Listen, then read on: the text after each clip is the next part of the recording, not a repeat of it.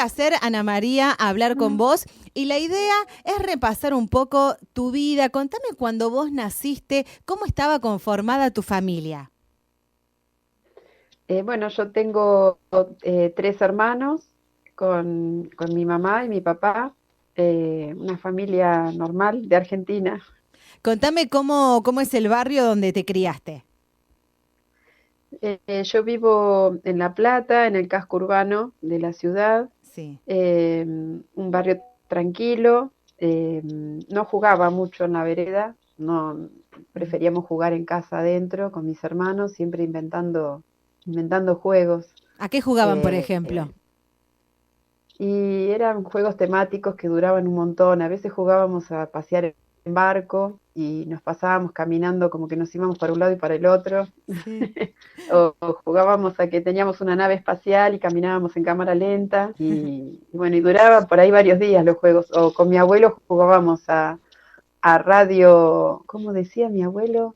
Eh, Radio al aire, radio ladrillo a la vista, porque en el fondo teníamos un quincho con ladrillo vista, entonces él transmitía desde allá, desde el fondo, con un palo de escoba y nos hacía reportajes. Nada, hacíamos carpitas con telas o sábanas que nos daba mamá viejas, jugábamos a andar a caballo montados en una banqueta y jugábamos al zorro, Mirá. al negocio, nos gustaba jugar al negocio. Jugábamos un montón, jugábamos los cuatro muchísimo. Y contame tus hermanos. Vos sos la más chica. ¿Cómo estás ubicada, digamos, con tus hermanos? Yo soy la más grande Sí. eh, y después, bueno, los otros tres eh, el más chico es mi hermano Juan Esteban, y después está Alejandra y María Marta, que son las del medio, digamos. Sí. Alejandra es la más grande. Y ellos son más del lado artístico. Mirá Eh, vos. Ellos están trabajando, Alejandra es maquilladora, Sí. trabaja de manera profesional en producciones de películas, hace maquillaje social, pero lo de ella es más los efectos y el maquillaje artístico, digamos. Mirá vos, qué bueno. Y María Marta está viviendo en Córdoba, le decimos Tati, Sí. lo de ella es la música, ella es candombera Mirá. y es artesana también. Le gustan las artesanías de todo tipo. Sí. Y Juan Esteban la música también. Él es músico y tiene un emprendimiento para grabar donde vos quieras. Cuando lo llamás, él va con todos sus equipos y graba en vivo con lo que estés haciendo. Viste que en Córdoba hay toda una movida musical muy grande Sí. y él aparte toca el bajo y el contrabajo. Así que tiene su lado artístico también, Juan. Mirá qué bueno. Y contame cómo eras vos de chica en la escuela. ¿Te gustaba, había alguna materia que te gustara más? ¿Cómo era tu relación también con las docentes, con tus maestras? Mira, yo en primaria eh, siempre fui muy perfil bajo, muy callada, pero me gustaba mucho ir a la escuela, me gustaba mucho. Yo era la que decían, ¿quién tiene un? Y yo decía, yo lo tengo, la regla, el compás, el transportador, el diccionario. Me acuerdo que llevaba un canasto en la época que se usaban los canastitos y las medias de las maestras temblaban cuando yo pasaba con un canasto enorme que tenía lleno de cosas. Sí. Eh, También, bueno, llegué a usar los portafolios de cuero, esos pesados, Ay, que iban sí, llenos de cuadernitos. los de color Ya marrón. estoy diciendo ahí.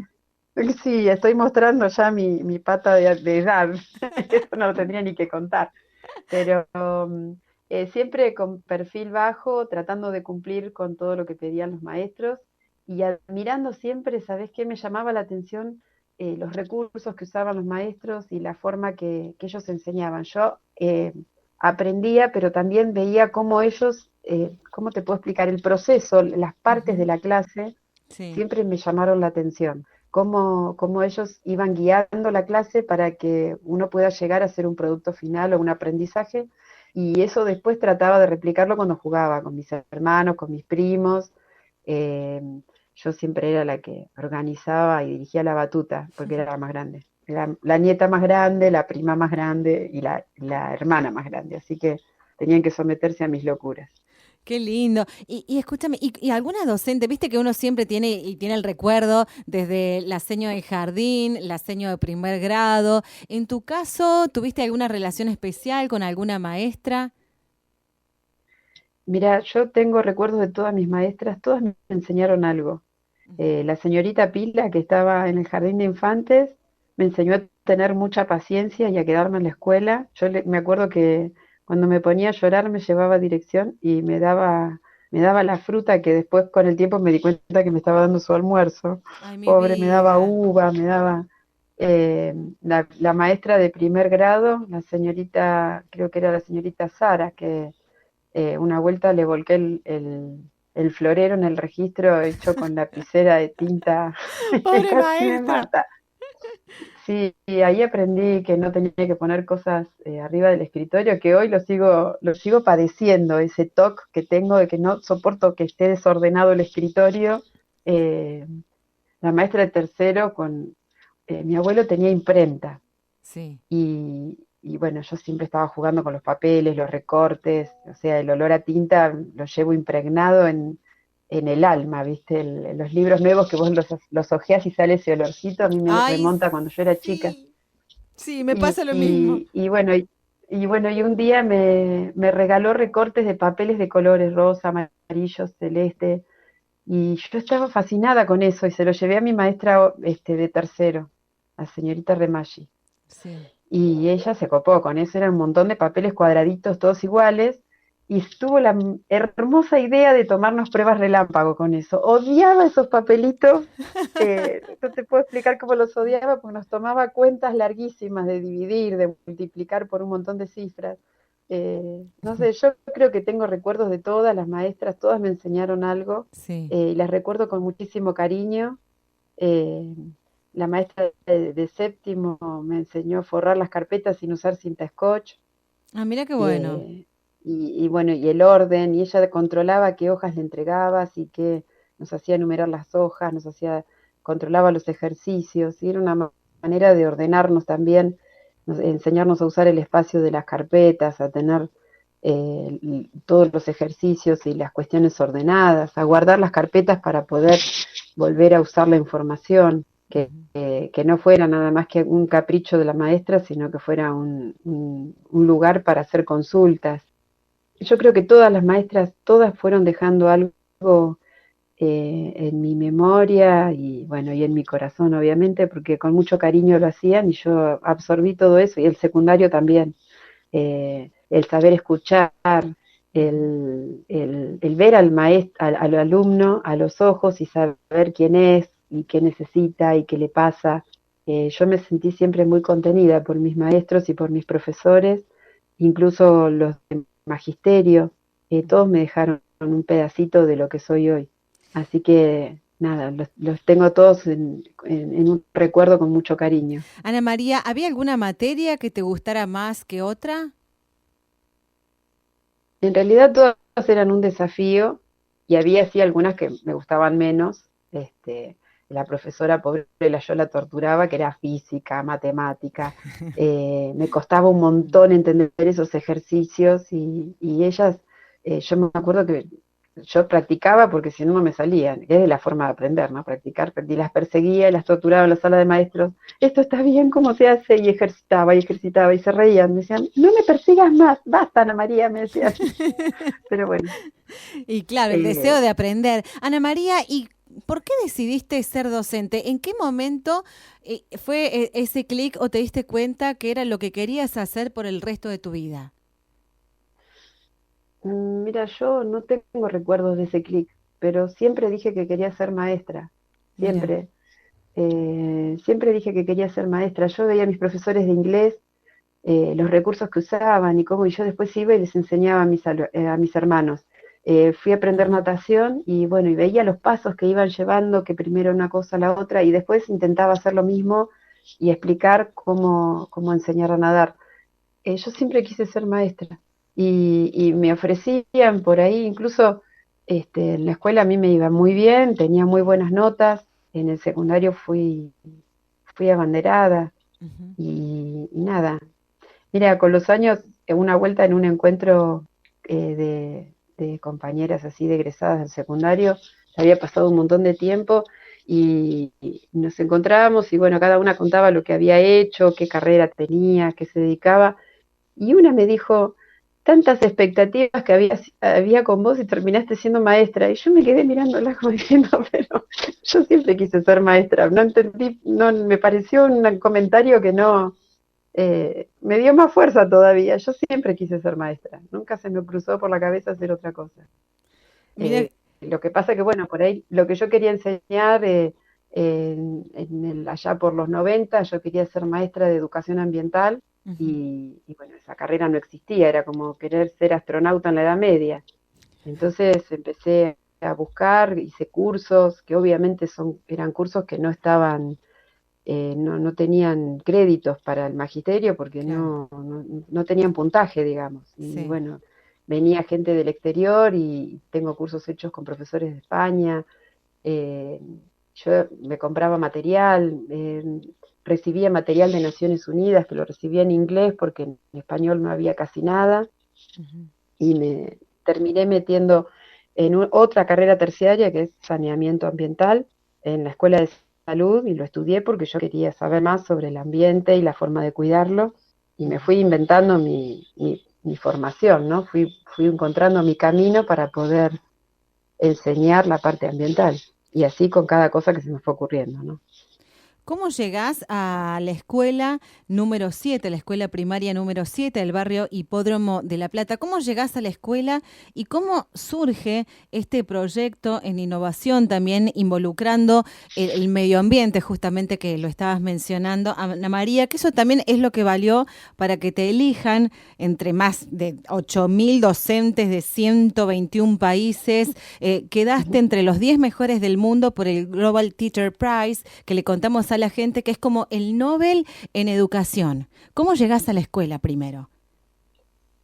Mira, a la escuela 7 llegué por movimiento. Quería tener la experiencia de trabajar en una escuela de jornada completa. Ujú. Yo siempre trabajé por elección en escuelas periféricas. eh, Tuve mi experiencia en escuelas privadas y en escuelas del centro, pero elegí otro tipo de comunidades para trabajar. Y a la escuela 7 llegué por movimiento, o sea, puse varias escuelas posibles y bueno, y ahí llegué a las 7. Y en el tema de los caballos, yo cuando llegué ahí fue en el año 2019. Yo ya conocía el barrio porque está dentro de la zona donde yo vivía cuando era chica, sabía que están los variadores a la mañana paseando los caballos. Cuando llegué a la escuela recordé todo eso de ir esquivando caballos. eh, y la primera reunión que tuve en la escuela dije, bueno, acá hay que trabajar con los caballos, es lo que los chicos ven todos los días, lo que más les debe llamar la atención. Y incluso una maestra ahí me dijo, ni se te ocurra mencionárselos porque no los callás más. Y bueno, yo dije, bueno, ahí está, es eso lo que tengo que hacer. Y, y lo que hice fue, ese verano me fui a la facultad y bueno, y dije, bueno, mira, empecé a trabajar en la escuela del barrio Hipódromo y quiero trabajar con caballos, les tengo miedo, no sé nada de caballos, a ver con quién me puedo, y me iban pasando, anda con uno, anda con otro, y de la Secretaría de Extensión me contactaron con una profe que tenía un taller de trabajo en el hipódromo para las visitas guiadas de las escuelas, y bueno, y ahí se volvió a comprobar ese dicho que dice que Dios los cría y el viento los amontona, ¿viste? Porque me Sí. encontré con una profe que se recontra enganchó con mi locura y yo con la de ella. Y ahí empezó a surgir, a caminar ese nuevo proyecto de por qué hay tantos caballos en mi barrio. Contame bien en qué consistía ese proyecto. Bueno, el proyecto básicamente lo que toma es como disparador la realidad del barrio. Ujú. Eh, Tenía en ese momento alumnos que vivían en la Villa Hípica, tenía alumnos que de una manera u otra estaban vinculados al hacer del hipódromo porque tenían familiares que trabajaban ahí o porque veían los caballos igual que yo. Ujú. Entonces, lo que empezamos a hacer fue primero hacer una visita al hipódromo para hacer el taller de Mariana Quinás, que era mi amigo el caballo, donde para algunos fue el primer encuentro con el caballo, hicieron las preguntas que les surgían, conocieron un poco del comportamiento y a partir de ahí yo le planteé a Mariana que la situación que yo tenía en ese momento en el grado, que era un problema vincular, los chicos no tenían un poco noción de lo que era el espacio personal, el respeto del otro, el poder registrar de manera empática a los compañeros, y empezamos a trabajar eso a partir de lo que era observar el caballo, si el Ujú. caballo estaba atento, si estaba molesto, si tenía suficiente espacio para sentirse cómodo. Y solitos a lo largo del año y trabajando en distintas visitas que hicimos al predio del hipódromo, empezó a cambiar muchísimo la relación, la parte vincular que tenían entre ellos, que a veces, bueno, por sus propias realidades, eh, que en realidad las tenemos todas las diferencias, pero Ujú. en este tipo de comunidades se acentúa más que llegaban mal de la casa, porque habían pasado mal la noche, porque no habían comido, porque los habían retado, o sea, cualquier situación hacía que llegaran a la escuela y cualquier situación los hiciera explotar y tratar mal a los demás. Empezaron a registrarse entre ellos y empezaron a tener un cambio en la forma de ver al otro, al compañero. Y ese año transcurrió, la verdad que de una manera hermosa. Logramos hacer una visita guiada a ECAS después para hacer observación de animales en estado silvestre, digamos, sueltos, y lograron poder trabajar en equipo, respetando los tiempos, los espacios de cada uno. Sí. Fue una experiencia hermosísima ese primer año. Así que para el 2020 pensamos en hacer algo más complejo, a través de talleres que incluyeran también la intervención de perros, Ujú. y lo llegamos a planificar y nos agarró la pandemia. Así que al principio quedamos medio como stand-by porque como todos quedamos como cómo hacemos para trabajar con caballos encerrados en casa.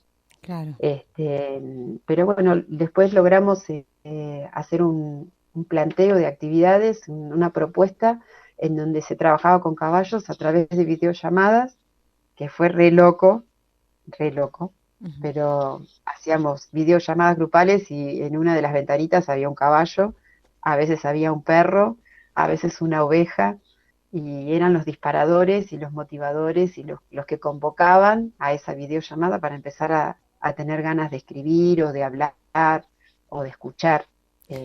Así que eso hasta mitad de Sí. año nos sirvió un montón como Ujú. para organizarnos, y después de las vacaciones de invierno eh, decidí que lo que tenía que hacer era empezar a trabajar de manera presencial. Te estoy hablando del 2020, plena pandemia, Sí. porque yo tenía muchos chicos que no tenían ninguna forma de comunicarse conmigo, Claro. y, y yo no sabía si estaban bien, cómo estaban sus familias.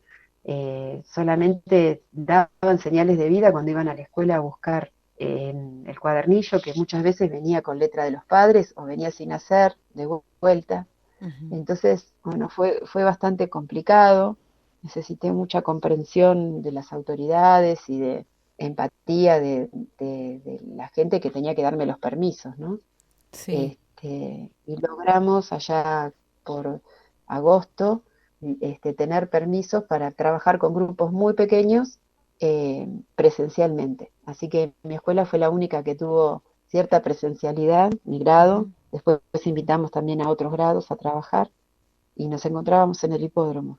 Y eso dependía mucho de la familia, porque tenían que llevar los chicos hasta el hipódromo, Ujú. porque no eran visitas guiadas, ni eran lecciones Claro. paseo. Ana María, ¿qué es lo más lindo que te ha dado esta profesión del ser docente?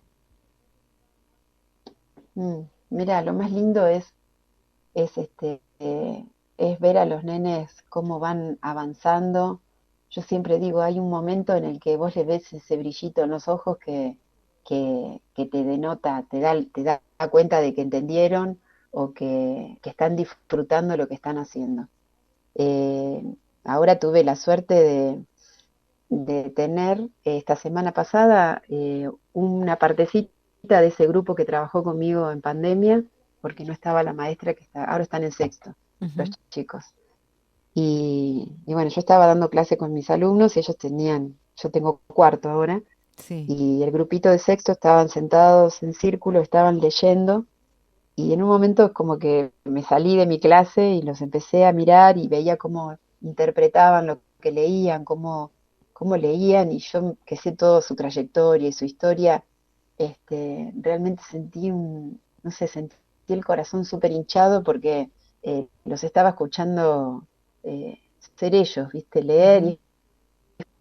y la comprensión de la lectura es la llave para todo lo que viene después.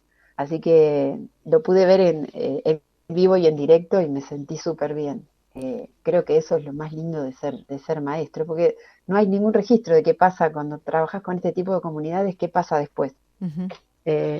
Entonces, bueno, este fue como una pequeña muestra de lo que les pasa a los nenes, ¿no? Cuando van creciendo, después que uno trabaja con ellos. Qué hermoso Ana María lo que contás. Y bueno, y me encantaría cerrar esta nota también compartiendo con la gente qué significó estar nominada al Global Teacher Prize, el Nobel de la Educación. ¿Qué significó para vos, para tu carrera?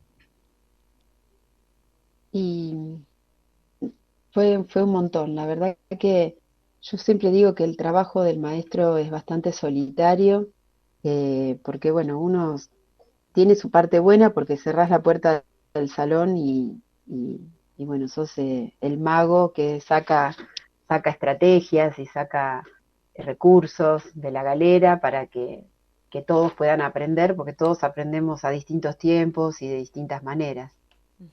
Y uno siempre tiene eso de, ¿estará bien lo que hago? O servirá lo que estoy haciendo? Es la mirada del otro, ¿no? Lo que le falta.